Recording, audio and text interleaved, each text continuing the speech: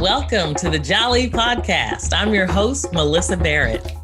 This podcast is for those who are interested in the conversation around diversity, inclusion, and equity. Each week, I'll be interviewing a guest who has something special to share or is actively part of building solutions in this space. Let's get started. So please join me for a fabulous conversation with Glennis Redmond. And before we get started, I just want to tell you a little bit about Glennis. Glennis Redmond travels nationally and internationally, reading and teaching and performing poetry. She's a Kennedy Center teaching artist and has had 2 poet in resident posts at the Peace Center for the Performing Arts in Greenville, South Carolina, and the State Theater in New Brunswick, New Jersey. She's been the mentor poet for the National Student Poets Program since 2014.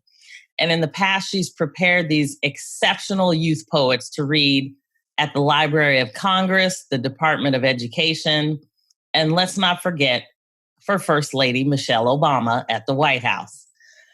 Glennis is amazing. She believes that we all defy categorization, but knows that it is our human nature to label and define. Thus, she has been deemed a poet, a teaching artist, and however she understands that this and more are who we are. This is where the term imagination activist enters. So when she sits in a poetic circle with others, she's still informed by her counselor training.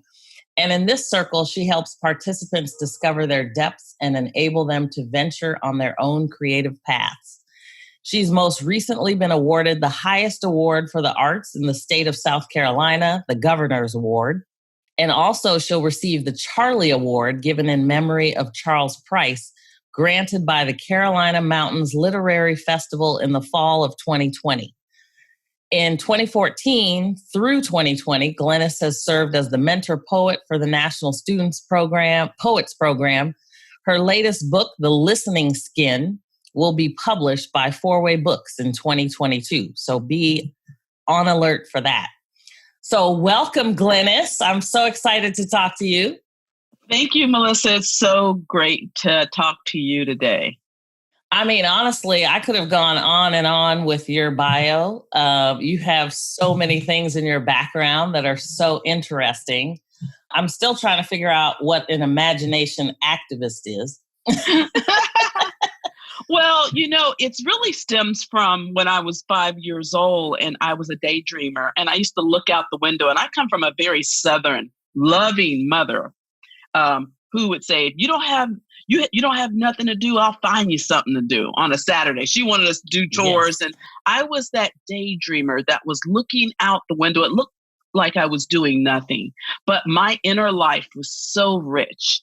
And that was the start of me being a poet. So when I walk into a room with people who want to write poetry or prose or find their inner artist or just be creative in that way, I come in and say, it is okay to do that. It is okay to spend time in the landscape of your imagination.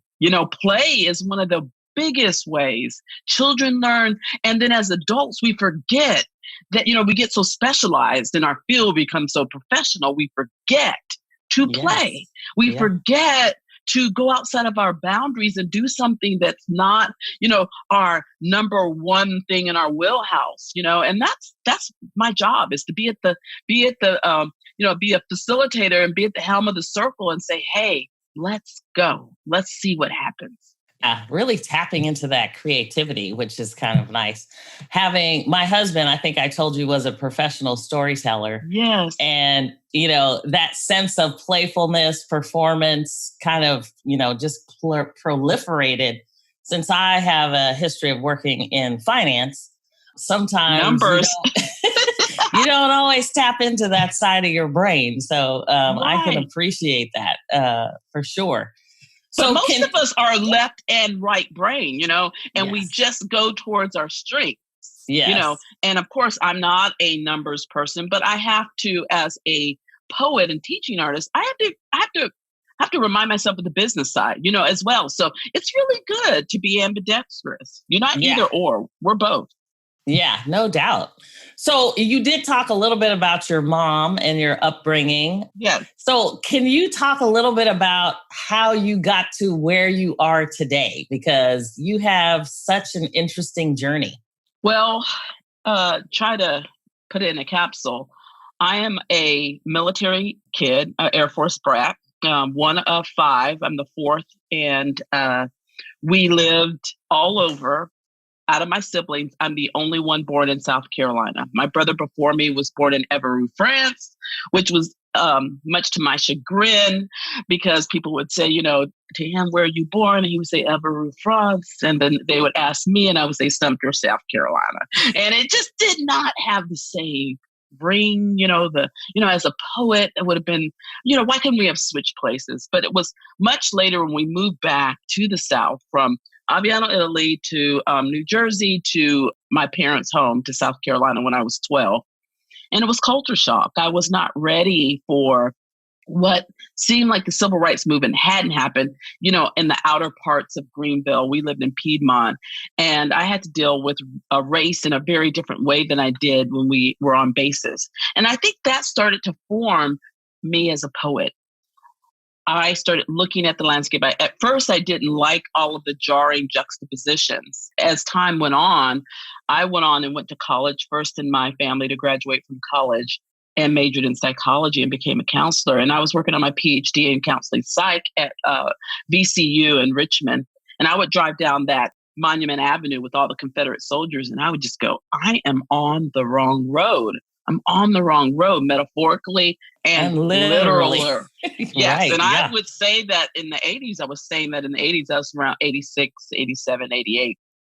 And then finally one day I walked in, I was there on a full fellowship, and I walked into my major advisor and I said, I don't want to do this, and it was an honor to have a fellowship. But at the same time, he said, well, what do you want to do? And in a small, still voice, I said, poetry. And it was almost as if I had hit him in the center of his chest. His name was Dr. Like, Strong. what? I remember he was a manly man. He's like, oh, you're one of those. I have a son who's an artist. But that was the first time I started to claim the word poet. And I didn't know how I was going to get there. And it took many years to unfurl. I went on and took a job because I was married at the time, was expecting twins, went on and took a position as we moved back to South Carolina from Richmond to be close to family with these multiples. And I took a job as a clinical 2 counselor for the state of South Carolina. But it was then where my health started to fail. I was diagnosed with fibromyalgia, and that's a host of things, chronic illness. And back then people didn't understand the what it was. And Sure, yeah. So what happened to me during that year, I took a year off and tried to regain my health and clarity. And I was listening to, and I didn't know what I was going to do with my life. I was in complete, utter pain. I was having a dark night of the soul. And I, asked the universe, asked God, I said, what is it what should I be doing? And I remember turning on the television, and there was a poet who was speaking on PBS, Bill Moyer's Language of Life. And it was Lucille Clifton. And I won't do the whole poem, but at the end, she says, won't you come celebrate with me that every day something has tried to kill me and has failed? And I looked up and I sat up off the couch and I said, that's it. I am going to do poetry no matter what it takes. So that started my role and my path as a teaching artist and a poet. I found a lovely book called The Artist's Way by Julia Cameron. It was my Bible. Love that book. Love it. love. And so there was just a confluence of things that the universe was kind of conspiring for me to get on this road as poet. Yes, you're useful as a counselor. Yes, you're good at this job, but it's depleting you. So obviously this is not the right track. And so what I did was take all the skills and tools that I had as a counselor, marry them with my my skills as a poet and a teacher. And now you have teaching artist poet 28 years later. Well, and that's so fun because I think a lot of times we get on a path and we think we have to stay on the path for the rest of our Yes, life. yes. And so being able to pivot and understand that you change as a person and you have a different passion, but being able to recognize it and actually do it takes a lot of courage. Well, I don't know if it took courage because the whole house had to follow me. The illness, I think, was the wake up call. And I was really one of these people. I was a box checker and a good girl, and I was a good daughter. I was a good wife. I was a good sister. I was doing everything for everybody else, good mother, just everything for everyone else but myself. So I had never asked the question, what is it that I really want to do? I got into psychology to try to, understand family dynamics and all that kind of stuff. And you realize at some point, I realized that I can't fix anybody and change anybody but myself. So I started within. Yes. And so this path was very healing and fruitful for me. It just opened up a whole new world. I felt like I became my authentic self when I got on the path of poetry. Well, and it's so interesting that you mention your authentic self because in this day and age, as we're talking much more boldly about racial injustice and social injustice, there is this authenticity, this vulnerability Right. that people are now looking for, not only ourselves, but our allies in terms of, like, Right. especially those who have no clue about what this real Black experience is like. Exactly. And cultural competency is something we don't talk about a lot, but I think it's important. You can be a very intelligent person, but not be competent culturally and not understand what others are going through. And I think being a Black woman, and then also someone who's disabled, also being an Air Force kid, gave me a sensitivity of always looking within and looking at what's going on with other people. And so I think we're living in an exciting but also a scary time. There's a lot of volatility to this because some people feel threatened when you start speaking your truth and wanting equity. And it shouldn't be threatening because you're not taking anything away from any other group. What you're trying to do is give gains to those who are in the margins, those who have been oppressed. Yeah, no, that's for sure. And so when we talk about diversity and inclusion, I mean, it strikes me being an imagination activist along with a poet, a healer. I mean, your background in psychology, there's so many challenges that come up when it comes to just, being able to manage through, especially in a corporate environment where everything is kind of cut and dry. You have to Right. cut off your Right. emotions Yes. in a lot of cases. Do you think there's challenges that we come up against that we should better understand in order to make a change in this area? It's such a tricky situation, especially in the work world or dealing with any of these institutions, because I think racism and those sorts of issues are systemic and structural. And so a lot of times you get tied around the personal interactions. And so it's hard to kind of navigate those landmines. And of course, you always want to show up and be your authentic self wherever you are. But many times, as a woman of color, a Black woman, I'm in a space. You're not always safe. So you want to make sure you're safe and you speak to the level. You always want to be authentic, but there are degrees of that as well, because you're trying to make a livelihood. And I'm not saying you sell out, but you also have this kind of push-pull kind of thing that you have to do. Now, as an artist and a poet, I think I have a little bit more leeway with that because that's my job. My job is not to make anyone feel comfortable. So I think there are different degrees how we change. There are people who are on the front line who are fighting. And I did my days, and I'm not saying I wouldn't be on the front line anymore, but a person with stage 3 multiple myeloma, I'm not going to be on the front lines, right now. That's just not, but I did that work. And now I think you can be in institutions and make subtle, gradual changes, so that's powerful for the next generation. We all can do I think we should do what's in our heart. And I think it's important to listen to our heart and say, so what is my piece? Because I read something, I can't remember who it was on social media today. And he was like, I think that people might get lost in the fire and the fight. Yes.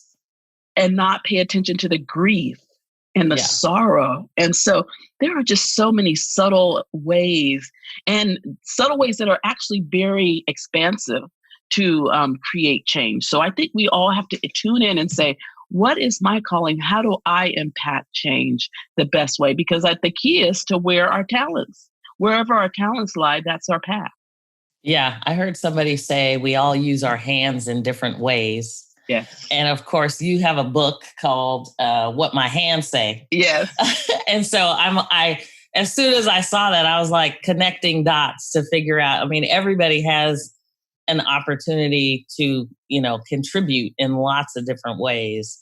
So it's funny to hear you talk about that. And to me, I guess I know you have lots of history in your background, and a lot of the things that you do kind of cultivate and nurture that history. And in some cases, we don't know our own history for a variety of reasons. And I think, our allies often don't know what our history was, so they can't even relate to the history. Well, you're so right, Melissa. And that's, I think, as a child, I want to tell you one window. When I was in the 5th grade, living in Aviano, Italy, I remember Miss Anderson, my 5th grade teacher, wanted us to do a coat of arms exercise. So we had to color our coat of arms. We had to study it. And I just was really frustrated. I didn't have the agency to say, look, that information I'm not privy to. So right. I just got angry and did what a 5th grader does. I can't remember what I did, but I'm sure I was loud and boisterous or whatever, Yeah. But it started then. That was a seed of going, okay, and that's what I mean about structural and systemic. There were no DNA tests at that time to find out where our family came from. And there was no quote unquote, coat of arms for my family. Right. But now, as a poet and an artist, I am just investigating. I bought a shield to recreate what a coat of arms would be because, I did my DNA and my mother's side is from Cameroon. My dad's side is from Nigeria, and I have some Native American, very small Native American. I'm one of these people who's like 96.8% African origin, which is really high. Yeah, that is high. Really high. So, but at the same time, I always knew that there were these missing pieces. So if I was missing it, we were missing it, others cannot look and see what our work and our heritage and our lineage was. And so as a poet, I'm trying to find the research, factual information, but I'm also in dream time creating that which can never be recovered because we come from a lineage that was not literate for many reasons. And that's why, you were talking about your husband, the oral tradition of storytelling, the griot. It was so important to, especially our African ancestors, to carry on that line. And so I see myself as a neo-griot, of the new world of trying to make those connections, going from town to city to all kids, but especially kids who don't have access to their lineage. So that's what I'm doing in the work. Yeah, that's interesting too, because to me, when you start talking about diversity and inclusion, you really cut to the core of someone's identity, right? And who they believe they are. Right. And so whatever that is, right. Right. And it's not a fixed point because we're always learning. We're always evolving. So it's not like I'm this, I'm this, I'm this. It's like you're this, and. Yes. And so as you grow, you discover. So there are not these fixed points. You're on a path of discovery if you're lucky. And if you're a lifelong learner, you're open to what you learn and what comes to you through family stories, through whatever the case may be. But I do believe we're, like Maya Angelou says, we're more alike than we are unalike. And Definitely. That gets lost, especially in the noise of today. But I have gone into some sundown towns where, sundown means if you're Black, by the time the sun gets down, you better be out of town. And those towns still exist. And people would say, well, why are you going there? I said, well, those people need me more than people who already have connected, And so I have had those experiences. Of course, I do get out before sundown, but I go in and talk to kids Right. of all ilk and all. And you know what? When I'm there, it's not met with animosity because everybody's got a grandmother. Yes. Everybody's got a story. Everybody has, and they're like, oh, I see. You're talking about what I have, and that's when the walls come down. That's when the division comes down. And that's the power of the arts, and not just poetry or storytelling, dance, music, painting. It brings those walls down. And I would love to see us rise. I think we got a lot of work to do, but we have a lot of work. There's just most definitely. It is Yes. definitely a marathon and not a sprint. Exactly. It's going to take a lot. I mean, it took a lot to get us here. Right. As far as we think we've come, we have lots more work to do. A lot of territory to cover. Yes. Yeah. Well, and the systemic aspects of it kind of go to the centers of the mind. And so I think a lot of times we don't necessarily, in some cases, have levels of confidence or esteem, or our own mindset may limit what we think we have the ability to do. If I walk into a corporation and I go, I want to be the CEO of this company. I mean, I think I had that because my father, he was born with 7 sisters, and he watched his sisters work hard, but they didn't have training. So they would get married, right? Then they'd get divorced, and they wouldn't they had never worked. They had, lack of skills. And so he ended up with 2 girls, and he wanted to make sure that we knew we could do whatever we wanted. And whether, and he would compare me to the president. What'd you do today? Let's see what the president did today. That's so powerful. That's a high bar. Yes, but that's wonderful that you had that father figure to guide you in that way, because I think, a lot of times what happens is this learned helplessness, especially in our culture, where even if we're not physically told, we can, verbally told we can't do something, we learn it, by looking at the examples before us. And if we've never seen it before, we don't know it's available to us. So your father was saying, everything's available to you. Yeah. You can do it. You got to get the skills and tools, but you can do it. And that, I think, is so empowering, and I think our young people are empowered because they have more opportunity and role models. They see someone like you and they go, oh, yes. And, it's inevitable. We just didn't have that. We had the exceptional few, but we didn't have the landscape that we have now. And we just have to keep getting past instead of having the first this, the first black this, the first we're still in the era of the first because we just haven't made the progress that, we need. Yeah, that is so true. Let's pause for a moment. We'll be right back.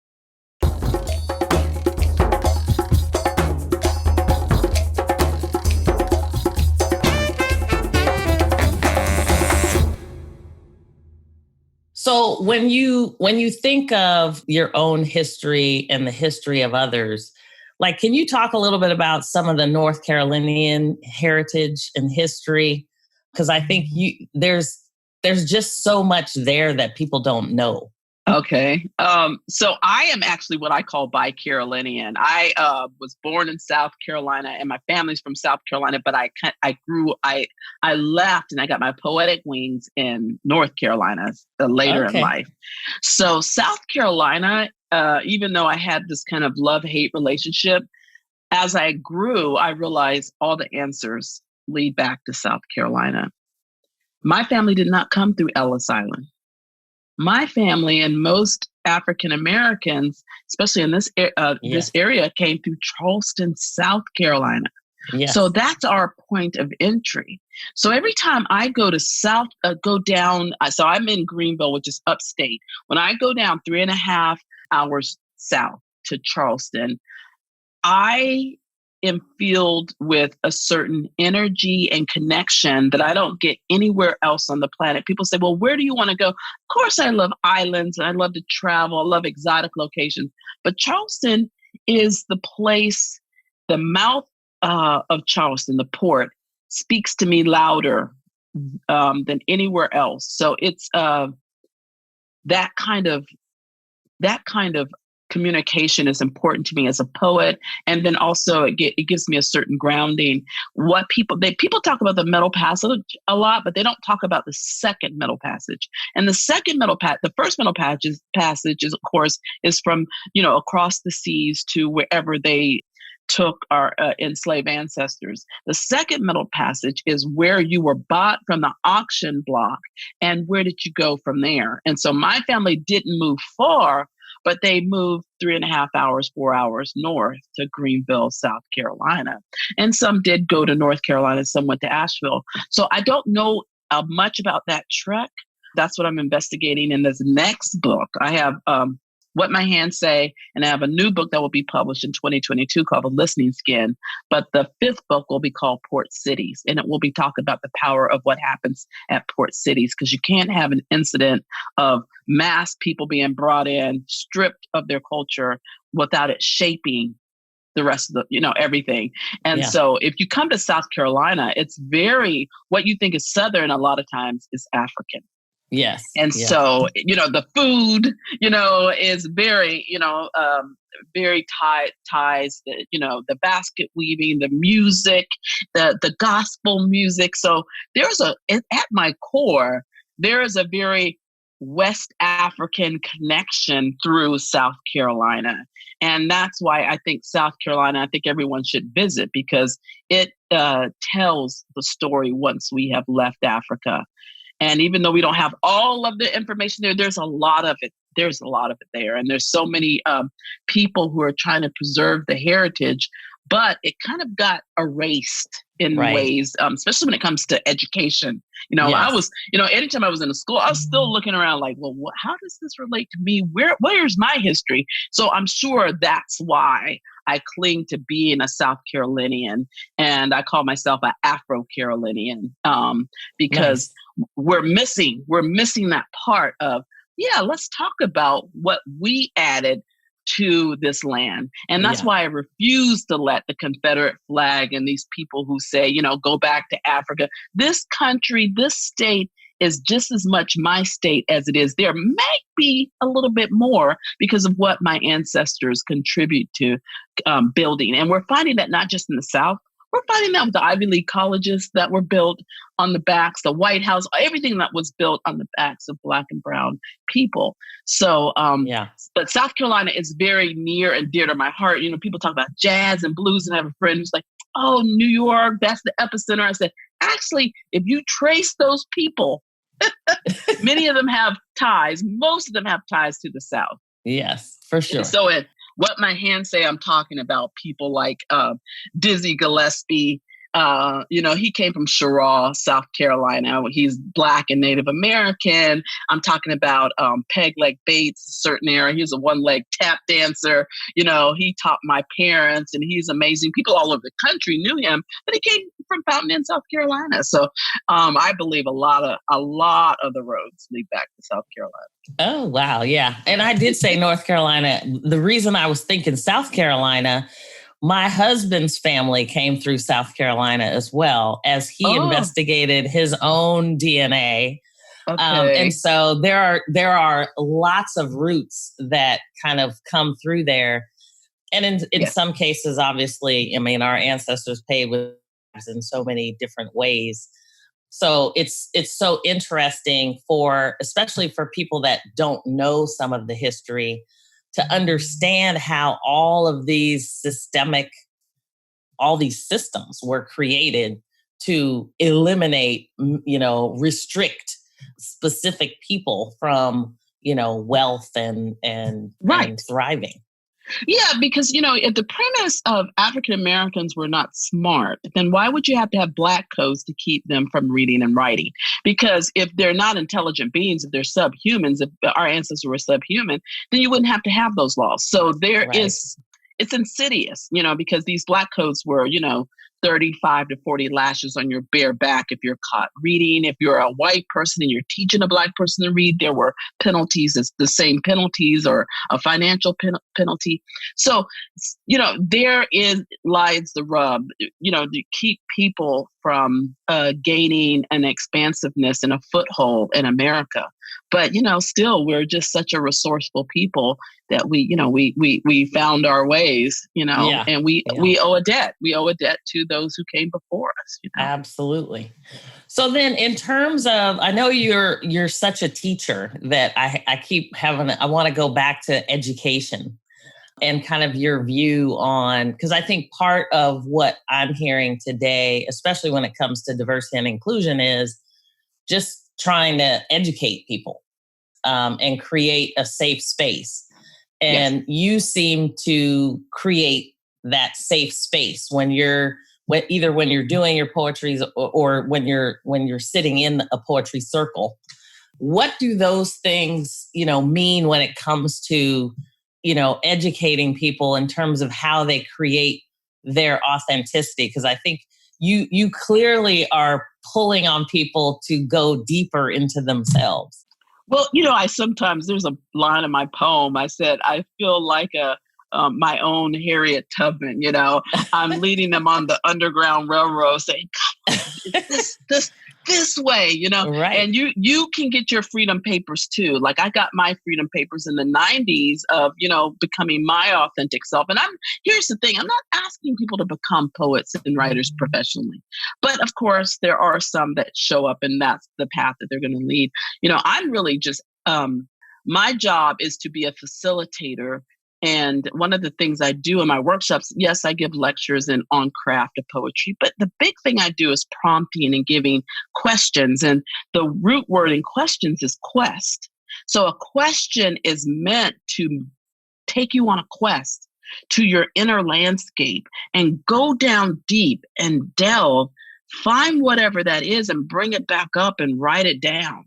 And so it's not a simple process. And people, they find some conflicting things there, but it's better to find it than to leave it buried because things come out sideways if we don't address them, head on. Head on. Yes. And so that's my goal. And it is a safe space. I love circles. So we don't sit in rows. I'm not the head because the knowledge and I believe, and I teach everyone, black, white, brown, all people of every elk and creed and belief and race and orientation. And what I have this thing when we're in the room, I envision that they have all their ancestors behind them as well. Mm-hmm. And we welcome the ones who are on the right side of, good and change. And we welcome them and they're in there. And it's just it's an energetic moment. It's charged. And it's charged for the good and it's charged for the betterment of humanity. And then I just tell them, I say, write your way out, write your way out. Let's generate, let's create. And there, I call it more, I call it as sacred as church. It's one of the most sacred places I find is that where we're meeting our truest selves. I believe that that's what the universe, that's what God, that's what the ancestors are getting us to do. And everybody does it in their own form. But, I'm a poet. Right. That's what I do. Yeah. And I come from a family of preachers, and so I'm the poet, but I do feel like the poet's job is a very sacred job and I take it seriously. I don't think it's me. I think that I'm a vessel and I think we need more arts and I think people need to lead their truest selves. Yeah, that's impactful. That's amazing. I have to ask you though, what was it like to be working with somebody who ended up in front of Michelle Obama? Well, I'm going to tell you what. I was a little frustrated because I had been working, and we were taking them in to see Michelle Obama. And we got whittled down from 30,000 students to 5 students all across the country. And we would take them to the Blue Room and they would but see, I would be there for the reading, but only the parents and the teachers got to go in and meet Michelle Obama. So I was Devastating. It was the last year. It was the last year they were in office. And I said, you know what? I called my mom and said, I'm just not going to get to meet Michelle personally. And my mother, who's 83, Jeanette Redmond, said, Glennis, it's coming. You going to get your chance, child. And I said, yeah, Mom. Okay, right. And so, she trying to, and I get off the phone. I kid you not, Melissa, 5 minutes later, she's like, well, we have a student whose parents and teachers cannot be there. And we want to know if you could you fill in and meet Michelle Obama? And so I had to escort the student in, and, you're announced and, you take a picture. So the student first took a picture, and then I was all composed and everything. And I'm like just wigging out, I'm going to meet Michelle Obama. And so in my turn, and I go to put my hand out, and she just opens her arms for a hug.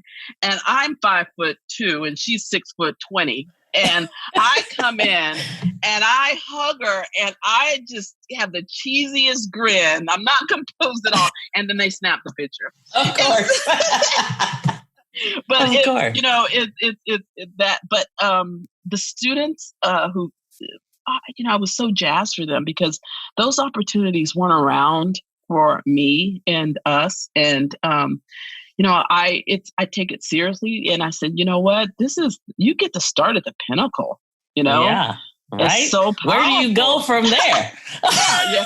Well, you go and do the work, so it's wonderful to meet, people who are, I would even call her a celebrity, because I felt like the work that she did as First Lady and before that sets an example. And she was so down to earth and really, like you see, she's exactly what you hear her doing. She talked to them.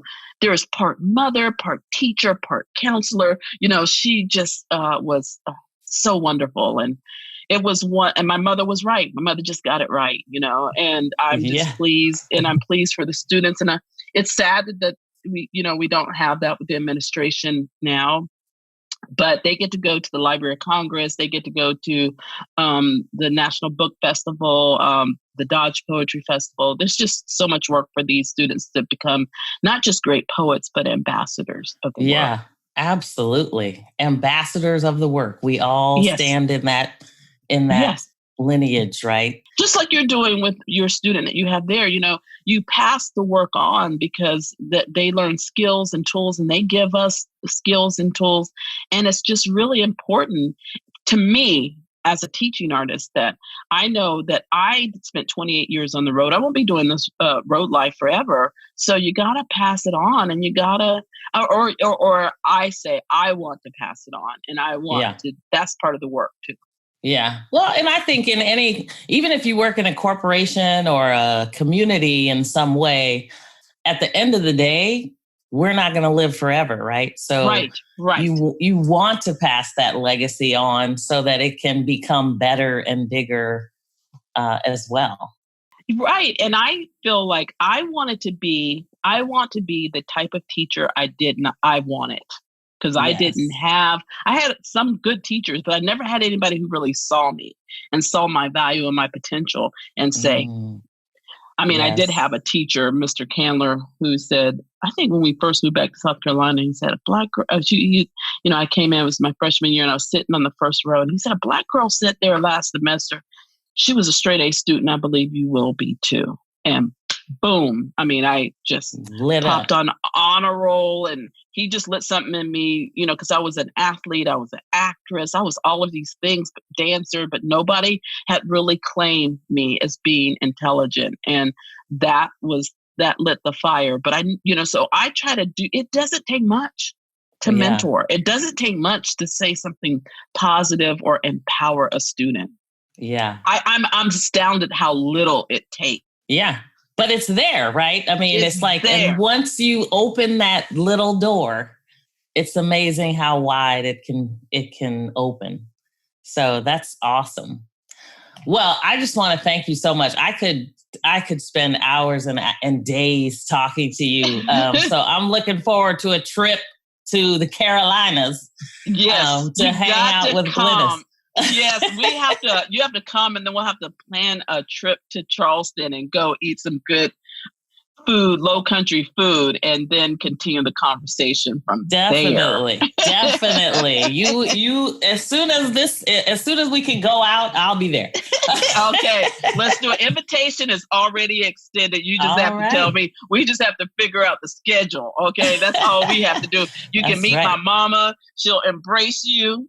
And, awesome. You'll be immediate family. So it's been a pleasure to talk to you about, my process, my journey, and my craft. And I find what you're doing here with this podcast invaluable, because this is a way that others can learn and see. And what we're talking about, cultural competency. Yes. Picking up books, listening to others, deep listening. Yeah. This is how we go further. And, we all have much to learn. And, I don't feel like I'm a fixed person. I'm still learning, cultural competency as well. So definitely. We all are, right? I mean, it never stops. So it never stops. And it's so beautiful. And, it's, my mother has this saying, and if you, in What My Hands Say, you'll hear a lot of colloquialism. And, my mother says, don't fly so high, because everybody has to come down to earth to get a drink of water sometime. Right. And that is this woman, and it's true. And all we have to do is see the humanity in each other while we're on earth. Yes.